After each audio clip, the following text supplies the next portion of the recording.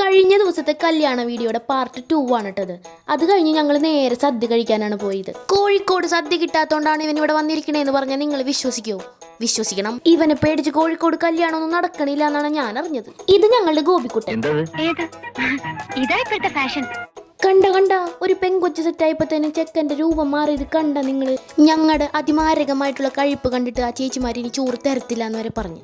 ഇവനൊരു gym റാറ്റാണ് guys. അതുകൊണ്ട് ഞങ്ങൾ അവിടുന്ന് വേഗം എണീറ്റ് പിന്നെ നേരെ ബീച്ചിലോട്ടാണ് പോയത്. എനിക്ക് എത്ര വിഷമം ഉണ്ടെങ്കിലും ബീച്ചിൽ പോയി ഞാൻ ഭയങ്കര ഹാപ്പി ആയിരിക്കും. അവിടെ പോയി കുറേ വീഡിയോസും ഫോട്ടോസും എടുത്തപ്പോൾ ഞാൻ ഹാപ്പി.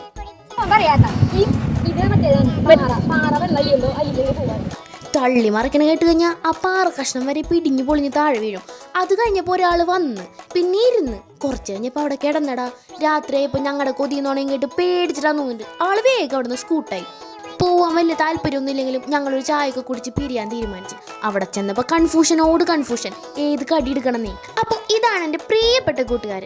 എന്തൊരു ഒത്തൊരുമയാണല്ലേ. കണ്ണു വെക്കല്ലേട്ടാ. അപ്പോൾ ബൈ.